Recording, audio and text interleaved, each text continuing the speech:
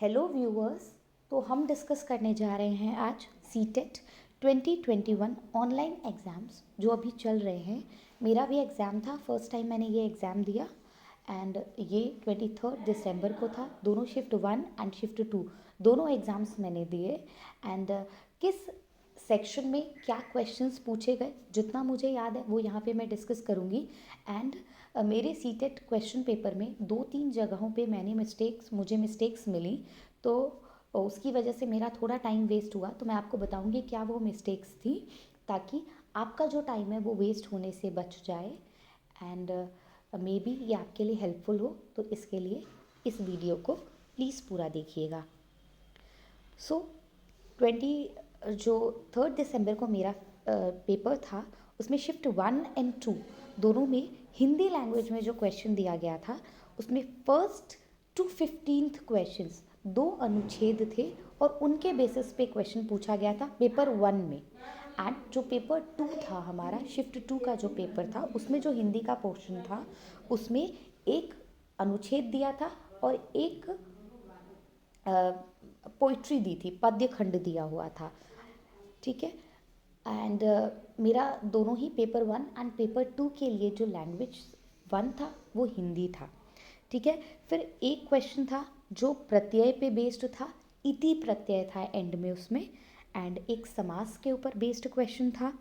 पूछा गया था कि हिंदी भाषा को किस भाषा का दर्जा दिया गया है, तो हम सभी को पता है उसे राजभाषा का दर्जा दिया गया है। देन आगमन के सिद्धांत के ऊपर क्वेश्चन था कि एक टीचर है, वो बच्चों को कुछ शब्दों को बताती है, बाद में वो बताती है कि इन शब्दों को हम विशेषता बताने वाले शब्द कहते हैं, और जब बच्चे उसे समझ जाते हैं तो उसके बाद वो बताती है कि इन्हीं शब्दों को हम क्या कहते हैं, विशेषण कहते हैं, यानी विशेषता बताने वाले शब्दों को विशेषण कहते हैं। तो इस सिद्धांत को क्या कहते हैं। ठीक है। एक मानवीकरण अलंकार के ऊपर क्वेश्चन था। तो अप्रॉक्स आपको 20 क्वेश्चंस ये मैंने बता दिए। गद्य और पद्य खंड के जो आंसर्स थे वो काफ़ी इजी थे। अगर आप अच्छी तरीके से उन पैराग्राफ्स को पढ़ते हैं तो आपको इन क्वेश्चंस को करने में कोई प्रॉब्लम नहीं आएगी। अगेन आई सजेस्ट, उस पैराग्राफ को पढ़ने में बहुत ज़्यादा टाइम वेस्ट करने की ज़रूरत नहीं है आपको। एक बार आप उसे पढ़ लीजिए जस्ट ऊपर ऊपर से, एंड उसके बाद आप क्वेश्चंस देखना शुरू कीजिए एंड उसके बाद दोबारा में वो पैराग्राफ को आप पढ़िए। अगर उसको आप 4-5 बार सोच रहे हैं कि आप उस पैराग्राफ को पढ़ेंगे, उसके बाद आप क्वेश्चंस सॉल्व करने के पीछे जाएंगे तो आपका बहुत टाइम वेस्ट हो जाएगा। देन हम आते हैं इंग्लिश लैंग्वेज में। तो इंग्लिश लैंग्वेज में भी सेम चीज़ थी। जो पैराग्राफ 1 टू जो हमारा क्वेश्चन नंबर 1 to 15 था, अगेन 2 पैराग्राफ्स थे। जो पेपर 2 था मेरा, शिफ्ट 1 में जो पेपर 2 था इंग्लिश लैंग्वेज दैट इज़, तो उसमें 2 पैराग्राफ्स थे। एंड जो मेरा शिफ्ट 2 था उसमें भी मेरा लैंग्वेज टू इंग्लिश था, उसमें एक पोइट्री थी और एक पैराग्राफ था। देन स्पॉटिंग एरर पे एक क्वेश्चन मुझे दिखा, कंजक्शन के ऊपर क्वेश्चन था। Then inductive method, classification method पे क्वेश्चन था। अब ये जो इंडक्टिव मेथड था ये सेम आपका उसी तरीके से था जैसे कि आपका हिंदी में आगमन के सिद्धांत पे क्वेश्चन पूछा गया था। बहुत सारे क्वेश्चंस ऐसे थे जो हिंदी में पूछे गए थे एज इट इज़, उसका इंग्लिश ट्रांसलेशन आपके सामने रख दिया गया था, सिर्फ कुछ मेन चीज़ों को चेंज करने के बाद। तो ये इंडक्टिव मेथड भी कुछ इसी टाइप का क्वेश्चन था। ये हिंदी में भी पूछा गया था, इंग्लिश में भी पूछा गया था। दैट्स वाई आई सजेस्ट कि पहले आप हिंदी का सेक्शन कर लेना अगर आपका लैंग्वेज 1 हिंदी है तो, बिकॉज बाद में आपको इंग्लिश में वही सेम क्वेश्चंस देखने को मिलेंगे तो आपको हेल्प मिल जाएगी। फिर क्लासिफिकेशन मेथड पे एक क्वेश्चन था जिसमें बच्चों को कुछ वर्ड्स दिए गए थे पहले, और बाद में उन्हें बोला गया था कि इनको नाउन, प्रोनाउन और इस तरीके से आप इनको सेग्रीगेट कीजिए। इसके बाद नेक्स्ट था इंग्लिश लैंग्वेज के ऊपर क्वेश्चन पूछा गया था कि इसे क्या बोलते हैं, तो इसे एसोसिएट ऑफिशियल लैंग्वेज का दर्जा दिया गया हुआ है। और एक प्ले वे ग्रामर के ऊपर क्वेश्चन था कि खेल खेल में कैसे ग्रामर टीचर ने पढ़ाया। ठीक है। नेक्स्ट है हमारा ईवीएस। अब ईवीएस में क्लास 4th की ईवीएस एनसीईआरटी से बहुत सारे क्वेश्चंस थे, जैसे कि मधुबनी, पोचमपल्ली, ये सब कुछ क्वेश्चंस थे। ये कंचनार फ्लावर जो कि हमारा उत्तर प्रदेश में खाया जाता है, सहजन फ्लावर जिसकी पकौड़ी बहुत फेमस है महाराष्ट्र में, एंड देन बनाना लीव्स जो कि ये हमारे केरला में यूज़ होती है, बट जो ऑप्शन था उसमें बनाना लीव्स को जम्मू कश्मीर में दिखाया गया था, तो वो ऑप्शन रॉन्ग था, ठीक है। देन जो पीस उसमें एक क्वेश्चन था कि ग्रेगर मेंडल ने कौन से ऑब्जेक्ट के ऊपर अपना प्रयोग किया था, या शायद पी के पौधों पे किसने रिसर्च किया था, ऐसा कुछ क्वेश्चन था, ठीक है, जो हमारा ग्रेगर मेंडल के ऊपर था। देन चैप्टर फिफ्थ जो क्लास फिफ्थ की जो एनसीईआरटी है ईवीएस, उसके chapter like father like daughter से जेनेटिक्स के ऊपर एक क्वेश्चन आया हुआ था। देन डेफोडिल ये चैप्टर, ये जो चैप्टर है ये क्लास थर्ड की ईवीएस की बुक में है आई गेस, वहाँ से ये क्वेश्चन था। देन पोचमपल्ली के ऊपर भी एक क्वेश्चन था कि पोचमपल्ली में किस चीज़ की बात की गई है।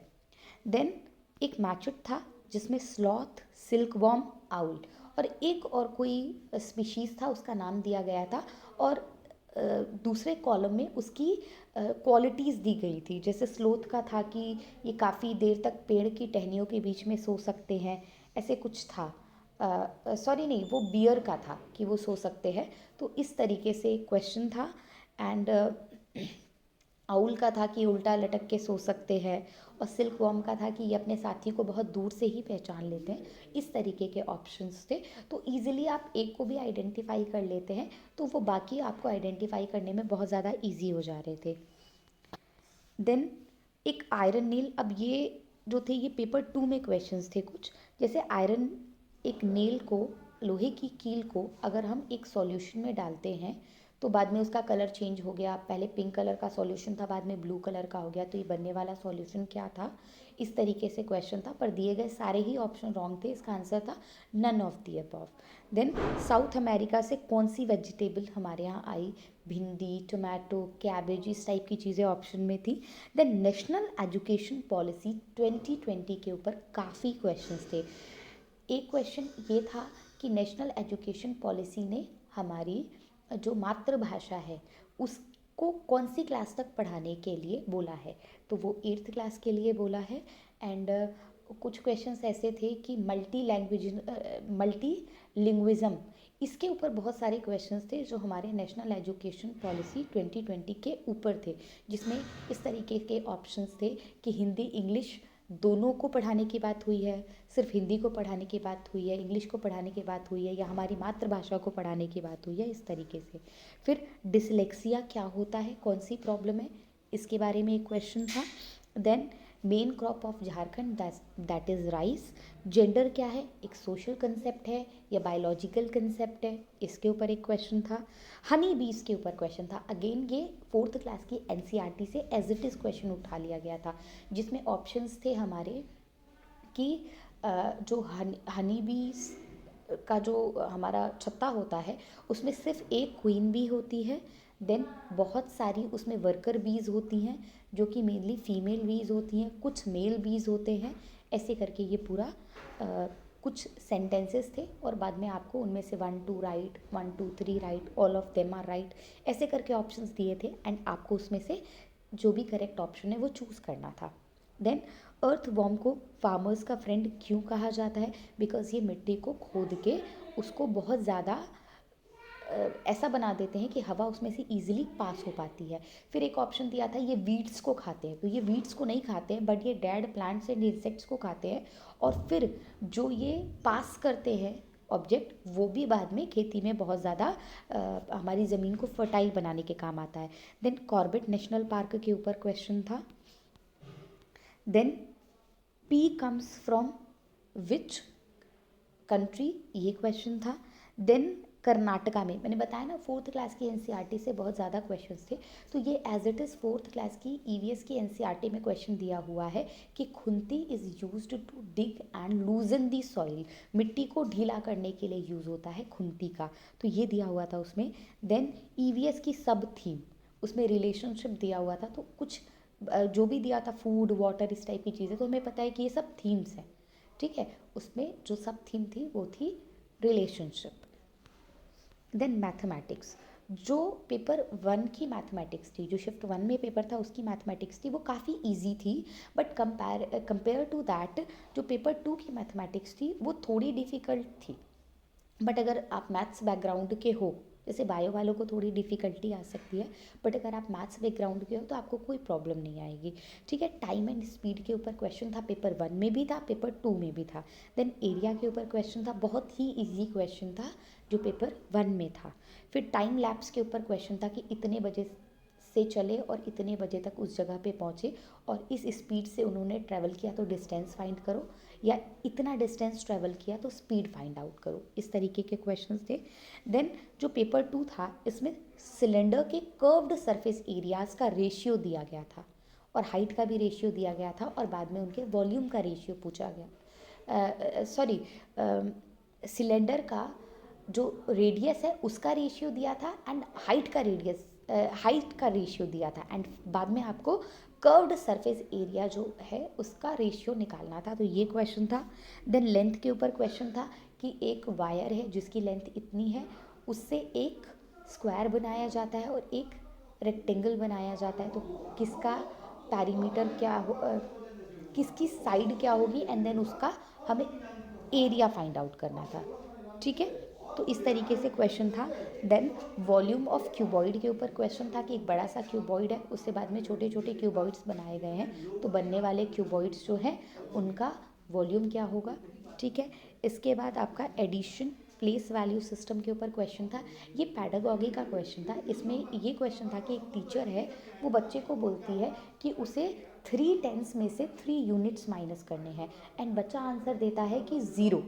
तो टीचर को क्या समझाने की ज़रूरत है, तो एक ऑप्शन था उसमें जिसमें ये लिखा था पहले बच्चे को प्लेस वैल्यू के बारे में समझाने की ज़रूरत है। ठीक है, फिर सीरीज़ के ऊपर एक क्वेश्चन था कि -1 +2 -3 +4, ऐसे करके -1 then +2 then -3 then +4 up to 100 तक क्वेश्चन दिया हुआ था, उसको सॉल्व करके उसका आंसर बताना था। ये सारे क्वेश्चन थे। अब सीडीपी का जो पोर्शन है, बिकॉज इसके क्वेश्चंस मुझे बहुत ज़्यादा दूसरे कमेंट बॉक्स में भी मिल गए थे जो प्रॉपर थे, काफ़ी अच्छे से बने हुए, तो ये मैंने आपके लिए वहीं से पिकअप किया है। ठीक है, तो इसमें है कि कैरल ने क्रिटिसाइज़ किया था कोहेल्सबर्ग की थ्योरी को, क्यों। ठीक है, तो इसका आंसर था बिकॉज उसमें फेमिनिस्ट अप्रोच था। ठीक है, देन कम्स कि कोविड-9 के टाइम पे नीतू जो है वो अपनी दीदी की बुक्स को पढ़ना शुरू कर देती है बिना किसी के कहे, तो ये कौन सा डेवलपमेंट है या कौन सा मोटिवेशन है, तो ये हमारा इंटर्नशिक डेवलपमेंट है या मोटिवेशन है जो हमें अंदर से खुद से आता है, जिसे किसी और को समझाने की ज़रूरत नहीं पड़ती है। ठीक है, नेक्स्ट क्वेश्चन था ये पाइजेट की रिवर्सिबिलिटी थ्योरी के ऊपर। देन कम्स कि एक बच्चा है, वो बॉल फेंकना पहले सीख जाता है पर पेंसिल पकड़ना बाद में सीखता है, ऐसा क्यों। इंक्लूसिव एजुकेशन का क्या मतलब होता है, इंक्लूसिव एजुकेशन का मतलब इक्वालिटी नहीं होता है, इक्विटी होता है। इक्वालिटी क्या होती है, जब हम सबको एक बराबर सारी चीज़ें दे देते हैं, बट इक्विटी का मतलब होता है कि जिसको जितनी ज़रूरत है जब हम उसको उतनी ही हेल्प प्रोवाइड करते हैं, तो उसे हम इक्विटी कहते हैं। देन अगेन था जीन पियाजे की थ्योरी थी कि कि ये आपका मैच्योराइजेशन मैच्योरेशन। ठीक है, then social interaction, then activities and equilibration, ये सारे जो आपके फैक्टर्स थे, इनको अरेंज करने के लिए पूछा था। एक ऑप्शन ऐसा था जिसमें ये चारों फैक्टर्स दिए हुए थे, बाकी 3 ऑप्शंस में एक एक फैक्टर्स को मिसिंग कर दिया था और पूछा था इनमें से कौन सा जीन पियाजे ने जो थ्योरी दी है उसके फैक्टर्स हैं। देन एक बच्चा है, उसे चोरी करना इसलिए पसंद नहीं है क्योंकि उसको पता है कि अगर वो पकड़ा गया तो लोग उसको निष्कासित कर देंगे समाज से, तो वो चीज़ क्या होती है, ये जो उसके अंदर आई है फीलिंग, इस चीज़ को हम क्या कहते हैं। ठीक है, गुड बॉय बैड बॉय की इमेज वाला जो फीलिंग है उसकी, इसके ऊपर था ये क्वेश्चन। एंड देन स्क्रिबलिंग, कि बच्चे ये जो तिरछी सी लाइंस बनाते हैं इनको आप क्या कहेंगे, तो ये स्क्रिबलिंग कहेंगे। अब मैं बताती हूँ मिस्टेक्स। मोर ओवर क्वेश्चंस आपको पहले ही पता चल चुके होंगे कि क्या क्वेश्चंस है क्या नहीं है, ये क्वेश्चंस डेफिनेटली यही नहीं आने वाले हैं, बट इनसे आपको कुछ हेल्प मिल जाएगी। मेरा जो मेन फोकस था वीडियो बनाने का वो ये था कि मैं आपको बता पाऊँ कि क्या मिस्टेक मैंने फ़ेस की जब मैं अपना एग्ज़ाम दे रही थी। फर्स्ट चीज़ क्या हुआ था मेरे साथ कि जो पैराग्राफ दिया था, तो वो पैराग्राफ बिरसा मुंडा पे दिया हुआ था मुझे, एंड उसमें दो क्वेश्चंस ऐसे थे जिनके जब मैं आंसर फाइंड आउट करने की कोशिश कर रही थी तो मुझे उस पैराग्राफ में नहीं मिल रहे थे। फिर क्योंकि मेरा थोड़ा टाइम वेस्ट हुआ तो मैंने सोचा चलो इन क्वेश्चंस को हम छोड़ते हैं, आगे बढ़ते हैं। तो मैंने देखा कि वो जो क्वेश्चन मुझसे पूछे गए थे जिनके आंसर्स मुझे नहीं मिल रहे थे, वो पैराग्राफ बाद में था, और ये क्वेश्चन मेरे पहले वाले पैराग्राफ के साथ आ गया। तो अगर आपको भी ऐसा कोई क्वेश्चन मिलता है जिसका आपको लगता है कि आंसर नहीं मिल रहा है आपको पैराग्राफ में बार बार ढूंढने के बाद भी, तो उस पर टाइम वेस्ट बिल्कुल भी मत कीजिएगा और आप नेक्स्ट क्वेश्चन के लिए चले जाइएगा। हो सकता है वो बाद वाले पैराग्राफ का जो क्वेश्चन है आपके इस पैराग्राफ में आ गया होगा। तो ऐसा मेरे दो क्वेश्चंस के साथ हुआ। सेकंड, एक क्वेश्चन ऐसा था, क्या है कि कई बार हमें समझ में नहीं आता है हिंदी में तो हम उसे इंग्लिश में कन्वर्ट कर लेते हैं, इंग्लिश को हिंदी में कन्वर्ट कर लेते हैं। अगर आपका लैंग्वेज पेपर है तो वो कन्वर्जन नहीं होगा, बट अगर लैंग्वेज पेपर नहीं है तो कन्वर्जन हो जाता है, हिंदी इंग्लिश में, इंग्लिश हिंदी में। तो मैं एक क्वेश्चन देख रही थी, मेरा जो लैंग्वेज मैंने चूज़ किया था वो इंग्लिश था, बट मुझे वो समझ में नहीं आ रहा था। तो जब मैंने उसको हिंदी में कन्वर्ट किया तो मैंने ऐसा देखा कि इंग्लिश में जो क्वेश्चन दिया था उसके जो ऑप्शंस थे और हिंदी में जो क्वेश्चन दिया था उसके जो ऑप्शंस थे वो ऊपर नीचे थे। तो डोंट नो, अगर ऑफलाइन पेपर होता है तो ऐसे क्वेश्चंस को बाद में ऑब्जेक्ट किया जाता है और आयोग उसे बाद में डिलीट करता है या उनमें करेक्शंस करता है या सबको मार्क्स दे देता है। बट अभी ये ऑनलाइन पेपर है, डोंट नो, कोई तरीका भी नहीं है इन प्रॉब्लम्स को हाईलाइट करने का। बट आप भी एग्ज़ाम देने जाना, अगर आपको भी ऐसी कोई प्रॉब्लम मिलती है तो आप प्लीज़ उसे फाइंड आउट करके रखना। आप ऐसा मत सोचना कि मे बी बाद में ये हमें कुछ हेल्प कर पाए।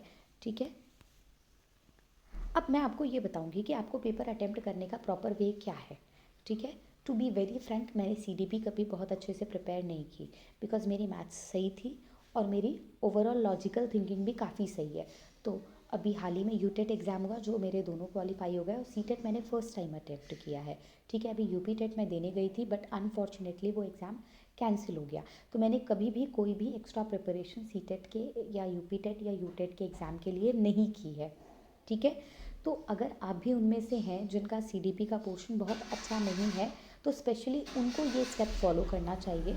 और वैसे भी सीडीपी जो होती है वो बहुत ज़्यादा टाइम कंज्यूमिंग होती है, तो मैं हमेशा यही सजेस्ट करूँगी कि आप उस सेक्शन को बाद में अटेम्प्ट करें। तो आपका जो सीरीज़ होता है वो इस तरीके से दिया होगा: सीडीपी, देन ईवीएस या मैथमेटिक्स। जो आपका फर्स्ट पेपर है उसमें आपका, अब ईवीएस पहले था या मैथमेटिक्स मुझे ध्यान नहीं है, then language one, language two. एक अच्छी चीज़ इसमें ये है कि जब ऑफलाइन पेपर आता था तो आप लोग कन्फ्यूज़ हो जाते थे कि हमें कौन सी लैंग्वेज वाला पेपर अटेम्प्ट करना है, और कई बार बहुत सारे बच्चे इस वजह से भी फेल हो जाते थे। बट क्या है कि अभी आपकी लैंग्वेज वन है तो उसकी जगह आपको हिंदी है तो हिंदी ही दिखाएगा, लैंग्वेज टू इंग्लिश है तो इंग्लिश ही दिखाएगा। आपको जाके खुद से चूज़ करके अटेम्प्ट करने वाला टेंशन ख़त्म हो गया है। ठीक है, तो इस तरीके का सीक्वेंस आपको दिया होता है। आई सजेस्ट सबसे पहले आप मैथमेटिक्स कर लो, सबसे पहले। अगर आपकी मैथमेटिक्स अच्छी है भी तो, नहीं भी है तो, आप पहले मैथमेटिक्स का पोर्शन अटेम्प्ट कर लो, देन आप ईवीएस को अटेम्प्ट कर लो, उसके बाद आप लैंग्वेज वन को अटेम्प्ट करो, देन लैंग्वेज टू को, एंड देन सबसे लास्ट में आप सीडीपी का पोर्शन अटेम्प्ट करो, बिकॉज सीडीपी बहुत ज़्यादा कंफ्यूजिंग होती है। ठीक है, स्टार्टिंग में ही आप करने लगते हो, आपका मैक्सिमम टाइम उसी में चला जाता है, एंड बिलीव मी पेपर बहुत ज़्यादा लेंदी है। एंड ऑफलाइन ऑनलाइन पेपर में एक प्रॉब्लम ये है कि जो आपको पैराग्राफ्स या अनुच्छेद मिल रहे हैं करने के लिए, कई बार आपको उसको स्क्रॉल करके पढ़ना पड़ रहा है कि वो पूरा पैराग्राफ आपको एक बार में दिख नहीं रहा है, इवन क्वेश्चन तक नहीं दिख रहा है। तो ये सब करने में ना बहुत ज़्यादा टाइम वेस्ट हो रहा है, तो पेपर बहुत लेंदी है, शायद आपको दोबारा रिविजन करने का भी टाइम ना मिले। तो पहली चीज़, कोई भी क्वेश्चन आप बाद के लिए मत छोड़िएगा, जो भी आपको आंसर लगता है उसको आप तुरंत कर लीजिए, नहीं तो आपको बाद में दोबारा उस क्वेश्चन पे जाके उसे अटेम्प्ट करने का टाइम नहीं मिलेगा। और क्योंकि नेगेटिव मार्किंग नहीं है तो आपको 150 के 150 क्वेश्चंस अटेम्प्ट करने चाहिए। ऐसे बहुत सारे बच्चे हैं जो बोल रहे थे, बाद में मैंने कुछ वीडियोस देखी कि हमारा मैथ्स का पोर्शन पूरा छूट गया या हम पूरे क्वेश्चंस अटेम्प्ट नहीं कर पाए, तो ये गलती आप मत कीजिएगा। देन सेकेंड पेपर के लिए हम बात करें तो इसमें पहला सेक्शन जो था वो सीडीपी का था, देन आपका एक मैथ्स और साइंस का सेक्शन था जिसमें 60 क्वेश्चंस थे, then language one and language two. ये लैंग्वेज वन, लैंग्वेज टू, ये आप सबसे पहले सबसे पहले तो आप मैथमेटिक्स और साइंस अटेम्प्ट कीजिएगा इसमें भी, उसके बाद आप अपनी लैंग्वेज 1 एंड उसके बाद लैंग्वेज 2 अटेम्प्ट कर लीजिएगा। क्योंकि मेरी लैंग्वेज 1 हिंदी थी तो मैंने पहले उसको अटेम्प्ट किया। हिंदी वाला सेक्शन पहले अटेम्प्ट करने का बेनिफिट यही है कि आपको इंग्लिश वाले क्वेश्चंस का थोड़ा आइडिया लग जाएगा, क्योंकि बाद में आप कन्वर्ट करने जाएंगे तो हिंदी इंग्लिश के पेपर अपनी सेकेंड लैंग्वेज में कन्वर्ट नहीं होंगे, एंड उसके बाद ही आप CDP के पोर्शन पे जाएं। मेरा ये पोर्शन बहुत अच्छा नहीं है, बट फिर भी आई फेल्ट कि पढ़ने के साथ बहुत सारे क्वेश्चन सॉल्व हो जाते हैं। ठीक है, आपको 150 क्वेश्चंस करने हैं, तो उस हिसाब से आप प्रॉपर अपना, आपके पास मिनट्स भी 150 हैं, तो 30 मिनट्स में आप हर सेक्शन को फिनिश करने का टारगेट रखिए। ठीक है, फिर भी आई थिंक मैथ्स साइंस वाला पोर्शन आपका ज़्यादा टाइम ले जाएगा, तो उस हिसाब से आप किसी एक सेक्शन जिसमें आप बहुत अच्छे हैं उसके टाइम को कम कर लीजिएगा। होप सो ये चीज़ें आपके लिए हेल्पफुल रहेंगी। Thank you.